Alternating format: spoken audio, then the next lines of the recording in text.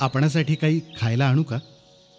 त्या माळणीच्या घरी जा आणि माझ्यासाठी झुणका भाकर घेऊन ये. हो महाराज. हां, आपण कुठं जाऊ नका. महाराज, आपण कुठनं आलात? म्हणजे आपलं गाव कुठलं? माझं गाव हे सर्व विश्व माझं गाव आहे. मी सर्वत्र आहे, या बाजूच्या ओढ्यात सुद्धा. जा, माझा तुंबा पाण्याने भरून आण. जा. महाराज, ओढ्याला थोडंच पाणी आहे आणि तेही गुराढोरांनी खराब केलंय. पिण्यासाठी योग्य नाही ते. मी दुसरीकडून पाणी घेऊन येतो. दुसरं पाणी आम्हाला नको. जा, त्या ओढ्यात तुंबा बुडव. उगाच ओंजळीने तुंब्यात पाणी भरू नकोस. ठीक आहे महाराज.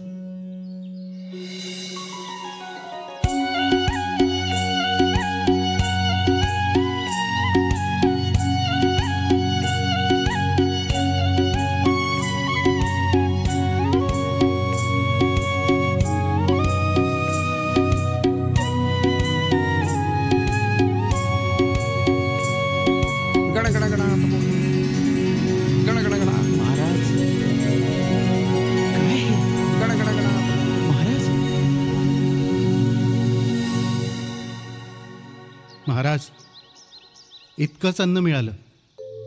जे मिळतं ते प्रसाद समजून ग्रहण करावं आणि आनंदी राहावं.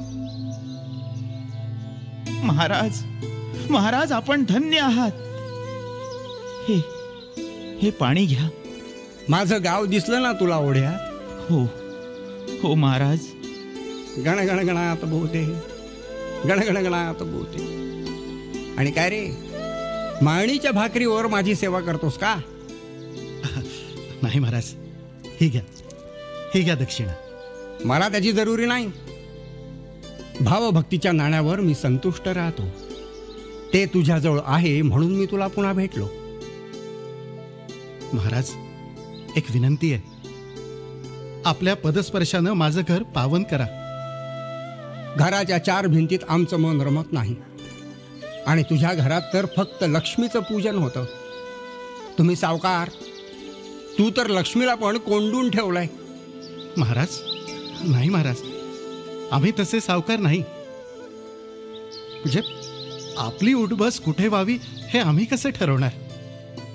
देवाला एका ठिकाणावरून दुसरीकडे ठेवण्याची ताकद माणसाची आहे का?